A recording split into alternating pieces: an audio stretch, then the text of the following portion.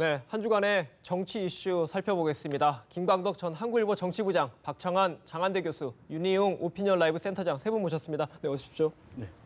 네, 지금 저희 현장에 나가 있는 취재 기자 통해서도 분위기를 들어봤는데 지금 광주 김대중 컨벤션 센터에서 당권 주자들이 이제 곧 아마 합동 연설에 나설 것 같습니다. 아무래도 광주가 호남 야권의 텃밭이다 보니까 오늘이 어떻게 보면 좀 하이라이트가 될 것 같은데 오늘 좀 상황을 어떻게 보고 계세요? 네, 그래서 호남은 좀 야권의 네. 그 핵심 기반 지역이어서 이 호남의 민심이 어느 쪽으로 가느냐가 소위 더민주의 당권을 결정한다고 봐도 과언은 아닙니다. 그러니까 이제 소위 더민주의 핵심 기반이 뭐냐면 호남이라는 지역과 소위 친노 지지층 이게 네. 두 가지가 핵심 기둥인데 거기서 이제 호남 표심을 누가 잡느냐 이게 아주 핵심이죠. 그래서 오늘 가서 이제 보면 최근에 계속 호남 표심을 놓고 새 후보가 경쟁하는 거 보면 그 일단 생물학적으로 뭐 어디 출신이냐 이런 논쟁이 하나 있더라고요. 그러니까 호남 이제 김상권 전 혁신위원장 같은 경우는 호남의 아들이라 그러는 거고 이제 추미애 의원은 자기는 호남의 며느리라 그러면서 그러나 생물학적인 호남 출신이 중요한 게 아니라 호남의 정신과 가치를 누가 가치를 지키느냐. 근데 자기가 지키는데 앞장서고 있다 이런 거고 이종걸 후보 같은 경우는 이제 비주류인데 호남은 정권 교체를 중시한다. 그러려면 정권 교체가 가능하려면 야권 연대가 통합이 되는데 내가 그 비주류이기 때문에 그게 오히려 더 촉매 역할을 할 수 있다. 이런 차원에서 이렇게 경쟁을 하고 있는 것 같습니다. 지금 부장님께서 또 지적해 주신 게 지금 호남이 중요하다고 하면서 또 약간 친문 개파이기도 해주셨는데 교수님 이 좀 헷갈려요. 호남 어떻게 보면은 앞으로 이제 당권 레이스 딱 2주 남았잖아요. 오늘 딱 꼭 2주 남았는데 당권 레이스의 키 포인트다 하면은 어떻게 봐야 되는 거예요? 지역적으로 호남 이런 구도로 봐야 됩니까? 아니면 개파적으로 또 문재인 마케팅 계속 얘기하니까 그 친문이냐 그걸로 봐야 되겠습니까? 저 호남을 주목하는 이유는 사실 대의원 수로 놓고 보면은 수도권이 제일 많습니다. 하지만 이 지난 총선에서도 보여줬듯이 이 수도권의 소위 더민주 지지층에 이 정서적인 영향을 미치는 게 바로 호남이기 때문에 호남에서 누가 그 지지를 받느냐, 승기를 잡느냐가 사실 수도권에 영향을 많이 미칩니다. 이제 그런 맥락에서 이 호남에서의 표심이 중요한 거고요. 또 한 가지 측면은 지금 이제 새누리당의 이정현 대표, 호남 출신의 당대표가 나오지 않았습니까? 이 때문에 내년 대선에 호남 민심을 더 민주로 가져올 수 있는 또 경쟁 정당이죠. 국민의당도 있기 때문에 이런 부분 때문에 이제 호남에서 누가 승기를 잡느냐가 사실 차기 이제 대선에서의 승리 그리고 향후 이제 당의 지지율을 올리는데 핵심 포인트다 이렇게 볼 수 있는 거고요. 그런 점에서 지금 이제 호남에 가가지고 호남의 적통, 호남 정신을 지금 되게 많이 얘기를 하고 있어요. 근데 두 가지 부분이라고 저는 생각을 하는데 호남 정신을 얘기하는 거는 국민의당도 사실은 지난 총선에서 호남 정신 얘기를 했었거든요. 과연 국민의당과의 차별성을 어디서 만들어낼 거냐. 좀 그런 점에서 대선에서 승리하겠다라고 하는 건 세 후보 모두 다 얘기를 하고 있지만 호남 정신의 어떤 과거형이 아니라 미래형의 호남인들이 원하는 민생, 국민들 포함해서죠, 그거는 이제 민생이라든지 경제라든지 이런 부분들에 대해서는 조금 물론 이제 당내 선거의 특성이 있긴 하지만 그런 부분들에서 뾰족한 어떤 그 경쟁이 없다라고 하는 게 좀 한 가지 아쉬운 부분이고요. 이런 부분들을 물론 당 대표가 되면 해 나가시겠지만 지금 그 대표 경선 과정에서 호남 정신 안에 녹아들어 있는 국민들의 지금 민생 문제, 경제 문제 이런 부분들을 좀 더 이슈화시키는 후보가 나왔으면 하는 게 좀 이번 경선을 바라보면서 좀 아쉬운 점인 것 같습니다. 저희 지금 화면에 지금 현장, 광주 현장 그렇게 나오고 있는데 오늘은 또 이제 호남 적통을 얘기하겠지만 불과 며칠 전만 해도 문재인 마케팅을 했지 않았습니까, 센터장님? 네, 그러니까 이제 이게 사실은 충돌되는 지점이 있는 거죠. 네. 그러니까 호남에서 야권의 더불어민주당에서 가장 이제 유력한 대권 주자인 것이 이제 문재인 대표 전 대표인데 그래서 상당히 어쨌든 지금 현재 다른 주자들 비해서 안정성이 상당히 높고 또 당의 어쨌든 여러 가지 전폭적인 지지를 이제 사실상 받고 있는 측면들이 있다고 봅니다. 그런 분위기상. 그런데 한 가지 문제는 호남에서의 지지가 지금 충분하지 않다는 것이고 또 이른바 호남에서는 어떤 부분에서 좀 비토 정서도 상당히 강하게 형성되어 있다는 것이거든요. 그런데 계속해서 호남의 지지를 충분하게 이제 형성하지 못하면 신뢰를 회복하지 못하게 되면 문재인 대표에게 계속 이것이 꼬리표가 되고 약점이 되면서 공세의 이제 소재가 될 수밖에 없는 상황이기 때문에 문재인 대표 측에서는 사실 내심 당 대표는 호남에서 상당히 어쨌든 호감이 있는 인물 그럼으로써 호남의 이제 지지를 받는 당 대표가 되면서 문재인 대표가 호남의 충분히 신뢰를 회복하지 못한 부분들을 좀 커버해주는 정치적으로 커버해주는 그런 보완제 역할을 하는 것을 이제 기대하고 있으리라고 보여요. 그런 면에서 봤을 때 지금 결국 좀 어느 문심이 누구에게 갔다 명확하게 이제 얘기하기 힘든 상황이긴 합니다만은 호남에서 어쨌든 강세를 좀 보이는 인물에 대해서는 막판에 좀 우호적인 지원이 나타날 가능성도 배제할 수는 없다. 그런 것들이 좀 우리가 눈여겨봐야 될 것 같습니다. 지역적인 거랑 개파적인 거랑 좀 이제 연결될 수 있다 그런 그렇습니다. 말씀이시죠. 어쨌든 뭐 딱 2주 남았고 이제 오늘부터 이제 호남을 시작으로 호남 대전이라고 하면서 열기가 좀 높아지는 것 같은데 좀 관전 포인트는 좀 어떻게 좀 짚을 수 있을까요? 남은 딱 2주네요. 예. 네, 2주인데 이제 중요한 게 이제 아까 말했지만은 이 가장 핵심은 친문 세력이 뭐 어떤 여러 가지 노선 싸움도 호남 정신 노무현 네. 전 대통령의 정신을 계승하는 여러 가지 논쟁이 있습니다만은 가장 중요한 게 친문 세력이 어느 쪽을 지지하게 되느냐. 그리고 그거는 친문 세력이 판단할 때는 크게 두 가지 점을 볼 겁니다. 일단 그 이번에 이정현 새누리당 대표가 호남 출신이지 않습니까? 네. 그래서 이제 소위 이제 호남을 놓고 소위 3당이 비교적 이제 뭐 새누리당 굉장히 약합니다만은 삼국지 대전이 벌어지지 않습니까? 그래서 이제 이 호남의 지지를 비롯해서 문재인 전 대표의 대세론을 형성할 게 보완제가 누구냐 하는 보완제 중에 아마 호남의 지지를 얻어내는 게 굉장히 중요한 부분이 될 수 있고 네. 그다음에 이제 문재인 전 대표의 이념과 노선을 보완해 줄 수 있는 그런 보완제 구하는 것 또 하나는 문재인 전 대표의 이러한 대세론을 형성하기 위해서 방해하거나 걸림돌이 될 수 있는 사람은 좀 부적합하다. 그러니까 보완제를 찾으면서 걸림돌은 좀 되지 않는 이런 판단 기준을 할 텐데 재밌는 거는 이번에 그 부산에 이번에 대의원 대회에서 이제 문재인 전 대표가 새 후보를 만났잖아요. 네. 새 후보 만나서 다 문심에 호소하는 이런 게 있었는데 그 세 사람과 인사를 하는 게 좀 주목을 받았어요. 인사 방식이 예, 인사에 추미애 후보하고는 이제 포옹을 했고, 그다음에 이제 이종걸 비주류 후보하고는 어깨 동무를 했고, 김상곤 후보하고는 이제 악수를 했는데 과연 이러한 인사 방식 중에 어디에 더 마음을 쏟은 거냐 하는 또 그래서 어느 인사가 가장 좋은 인사냐 이런 또 재밌는 얘기가 있더만요. 포옹이 가장 강한 거 아닙니까? 직관적으로 보면은 어떻습니까? 예.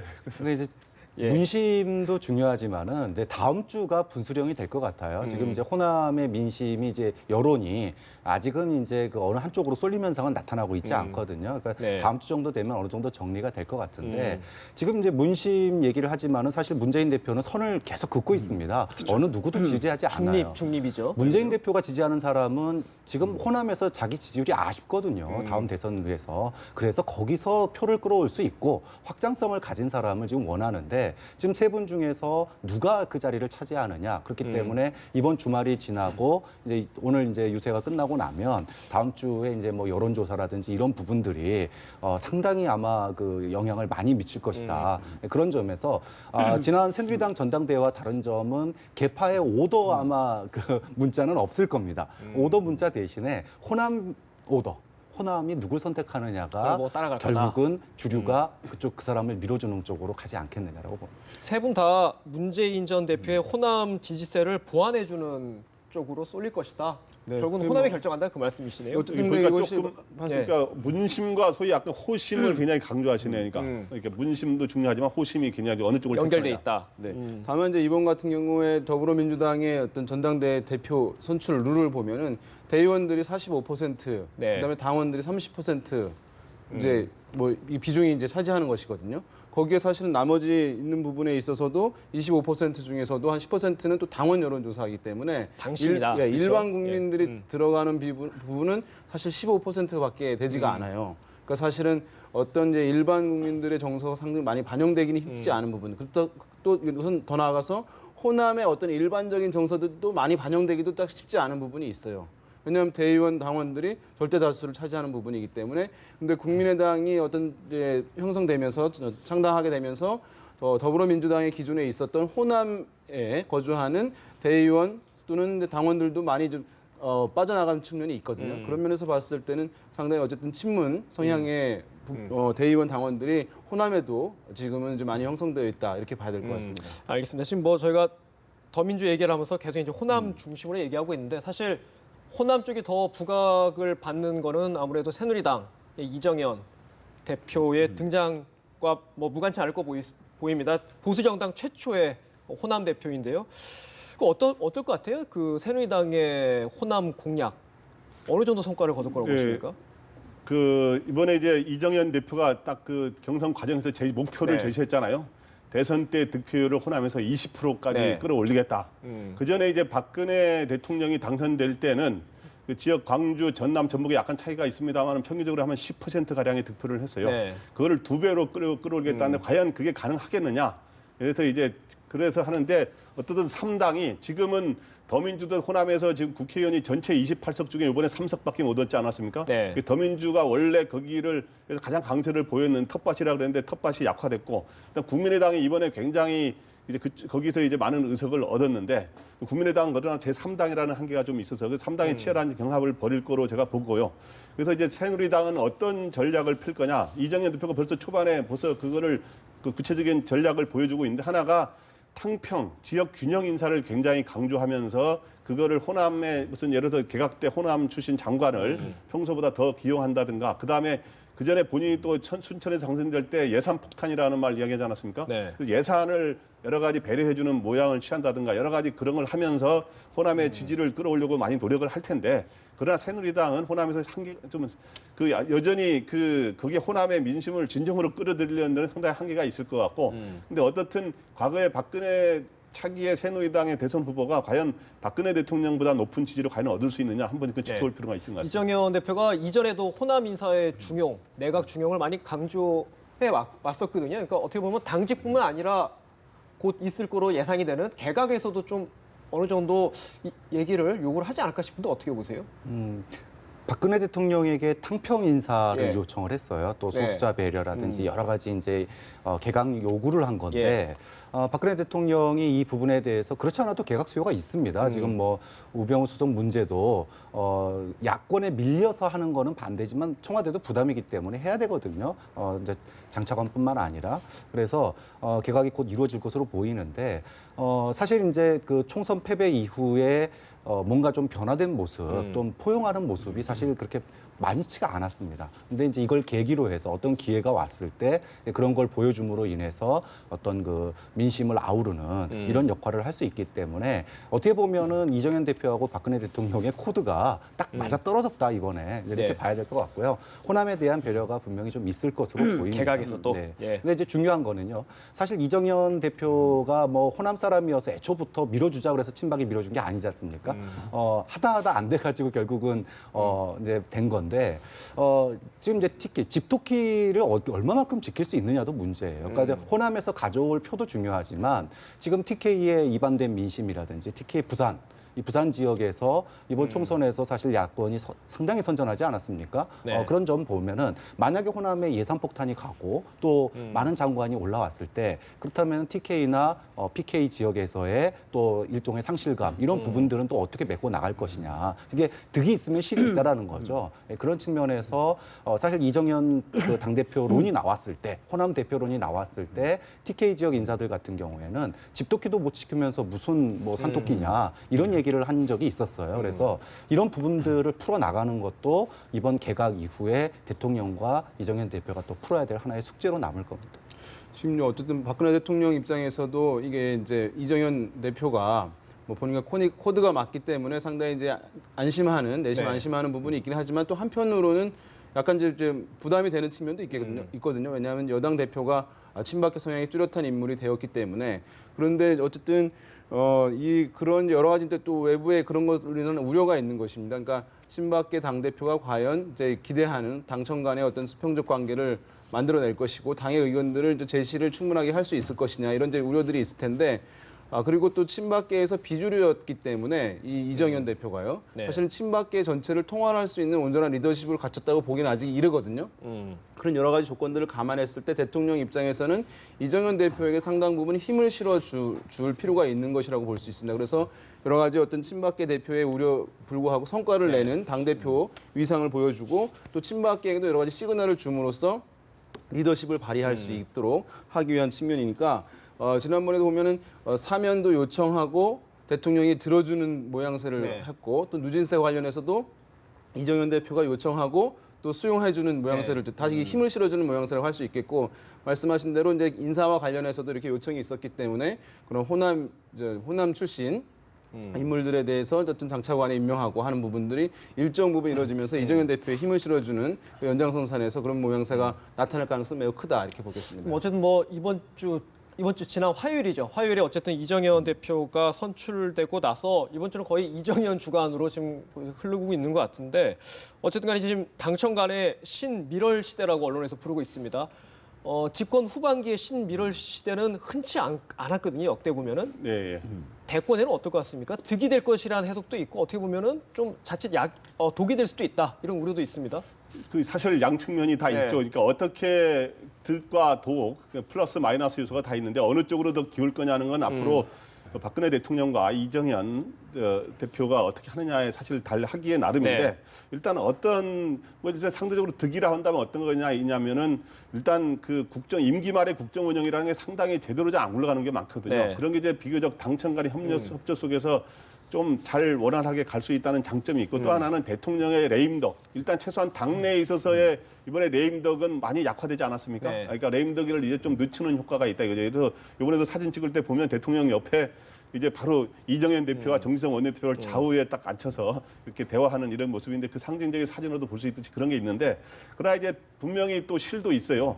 왜냐하면 민기 말에 대통령이 대부분 지지율이 떨어지는 쪽으로 가고 민심과 거리가 생기는 쪽으로 많이 가게 되는데 그런 경우에 어느 정도 차별화를 하면서 목소리를 내주면 당이 살아있다 이런 느낌을 줄 수 있는데 그런 차별화 목소리를 아무래도 미러를 관계로 가보면 제대로 이런 그 쓴소리를 한다든가 차별을 하는 목소리를 덜 하게 된다 이거죠. 그런 단점도 있는데 어떻든 그러나 이제 현재 당과의 신미러이긴 하지만 그 문제는 앞으로 더 중요한 건 대선 후보가 과연 지금 차기의 유력한 미래 권력이 등장하지 않았거든요. 좀 새누리당에는 네.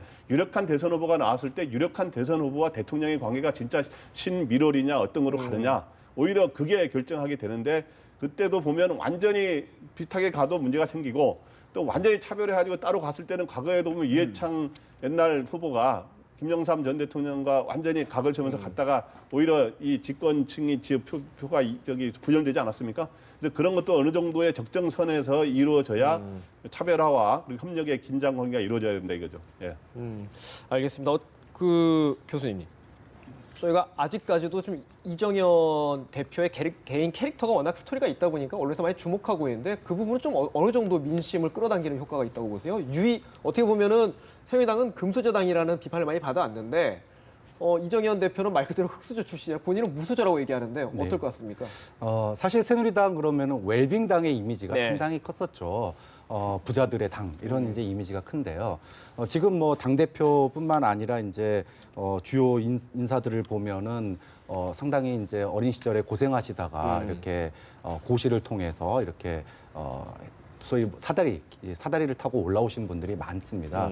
그런 점에서 지금 이 시대를 살아가는 청년들, 젊은이들에게서는 어떻게 보면은 저 금수저론이라고 하는 이런 것들을 우리는 흑수저야라고 하는 자괴감이 있는데 이런 분들이 사실 뭐 주요 인사에 포진하고 있는 거는 저는 좋은 이미지라고 봅니다. 근데 중요한 거는요. 그 인사 한 명 한 명이 문제가 아니라 우리 사회, 그러니까 자기 자신은 흑수저를 넘어서서 금수저로 올라갔는지 모르지만 지금 대한민국의 시스템은 흑수저가 금수저로 오르지 못하는 시스템이기 때문에 네. 국민들이 금수저 얘기를 하는 거 아니겠습니까?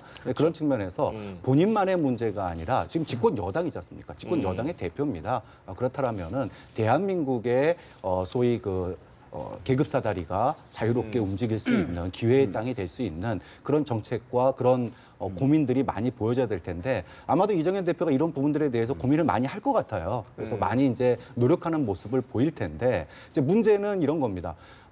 이번에 뭐 그 전력 문제 나왔을 때도 사실 정부는 손 놓고 있었거든요. 대통령 말 한마디 나올 때까지 아무것도 안 하고 있었습니다. 이런 거 보면은 이정현 대표가 아무리 이제 떠들고 이래도 정부가 그것을 받아들일 자세가 안 돼 있다 그러면, 그러니까 아무리 당대표가 떠들어도 그게 안 된다라고 하는 거죠. 그런 점에서 이런 어떤 흑수저의 어떤 이런 변신들이 국민들에게 신선한 건 사실이지만 그것이 정책으로 보여지고 여당이 대한민국이 뭔가 바뀌고 있구나라고 하는 모습을 보여주지 않는다라면은 이것조차도 또 하나의 쇼가 됩니다. 그래서 이정현 대표가 선출을 잘 말해 주셨는데 아까 이제 소위 새누리당이 이제 웰빙당 이미지가 강하지 않습니까? 근데 새누리당 이미지는 크게 네 가지로 규정이 되어 왔어요.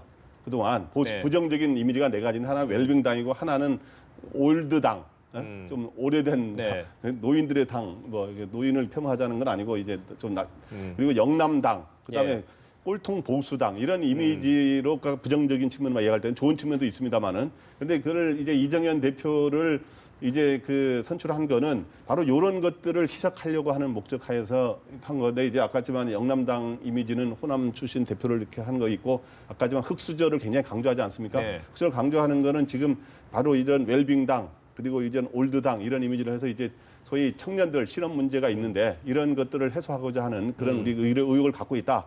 이런 걸 보이는데, 문제는 이제 이런 것을 단순히 한번 이렇게 누구 한 사람 뽑아가지고 이렇게 하는 것만으로는 며칠은 처음에 이게 갇힐 수 있지만 진짜 오래 가려면 진정으로 그렇게 하는 모습, 진정성 있는 모습 과연 보여줄 수 있느냐. 그런 게 가장 중요한 것 같습니다. 윤 센터장님, 이 지금 뭐 부장님께서는 어쨌든 네 가지 부정적 요소를 이정현 대표 선출로 어느 정도 희석이 됐다. 일단은 하려는 시도를 하고 있는데 했다. 그게 장기적으로 되려면 그렇죠. 진정성이 예. 있어야 된다. 그러니까 긍정적으로 평가하셨는데 어떻게 보면은 이정현 대표가 선출된 게 결과론일 수 있지만 새누리당 영남 표심이 전략적 선택이다. 이렇게 볼 수도 있을까요? 어떻게 보십니까? 일종의 타협안이라고 예. 저는 보입니다. 그러니까 무슨 얘기냐면 사실은 이제 지난 총선에서의 여당의 참패 원인이 이제 친박계의 사실은 이제 과도한 이제 공천의 개입이라든가 이런 부분이라는 것들은 많이 사실 공감하는 것이고, 새누리당 내에서 친박계 성향을 가지고 있는, 친박계 우호적 가지고 있는 당원 대의원들조차도 사실 그러한 인식들은 가지고 있었을 것이라고 보는데, 그런 상황에서 뭔가 변화가 필요하다는 인식이 있던 상황에서, 근데 친박계이면서 이정현 대표 같은 경우는 어쨌든 말씀하신 대로 그런 이제 낮은 단계에서 이제 성장해온 전형적인 모습을 보여줬고, 노력하는 모습들을 이제 보여줬고, 또 호남의 변방이라고 하는 곳에서 새누리당 입장에서는 출신이었다는 점, 이런 것들이 친박계이지만 친박계 입장들을 어느 정도 옹호할 수 있지만 변화의 이미지를 대중들에게 전달할 수 있을 것이라고 하는 그런 판단 하에서의 어떤 타협안이 저는 이제 성공한 것이라고 보이고, 그것이 이제 이정현 대표 당선에 굉장히 압도적인 표차로 당선되는데 이제 주요한 영향이 되었다고 할 수 있겠고요. 그것은 뭐 말씀하신 대로 어쨌든 새누리당의 어떤 위계, 질서 이런 것들을 중시하는 정당에 상당히 의미 있는 변화로 작용할 가능성은 있다고 보이는데, 그런데 지금 어쨌든 이정현 대표 상당히 이제 적극적인 행보, 또 낮은 행보, 섬기는 이제 리더십 이런 것들을 보여주고 있는 상황인데, 작은 부분에들 상당히 직접적으로 관여하는 것들은 이제 많이 있어요. 그래서 이제 그런 것들을 보면은 그런 행보들이 어쨌든 소통을 또 완화한, 뭐 긍정적인 측면에서 강화하는 측면의 효과는 있긴 하겠습니다만은, 오히려 대표가 모든 것을 관할하게 되면 다른 사람들의 어떤 권한들 줄어드는 부분이 하나가 있을 수 있겠고, 또 한 가지는 대표가 작은 것 하나들 다 언급하고 직접 관여하게 되면은 많은 부분에서 모든 것이 실수 없이 이루어지면 좋은데, 그렇지 네. 않을 경우 상당히 구설에 오를 가능성이 그만큼 높아지는 것이거든요. 그런 부분에 그렇죠. 있어서 일정 부분 어떤 조율이라든가 적정성에 대한 고민들이 약간 필요하지 않을까라는 생각도 해볼 수 있겠습니다. 알겠습니다. 김원석 부장님, 뭐 저희가 지금 계속 문재인 전 대표 얘기랑 이제 이정현 신임 대표 얘기를 했는데, 이정현 대표가 8.9 전당대회에서 선출되고 나서 뭐 그 전후로 어떻게 보면은 가장 이해관계에서 좀 부정제라고 할까요? 그렇게 보이는 분이 김무성 전 대표일 겁니다. 지금 호남에서 계속 민생 행보를 하고 있는데, 좀 어떻게 보면은 민생 행보이고 또 친박에 대해서 쓴소리를 좀 계속 내놓고 있습니다.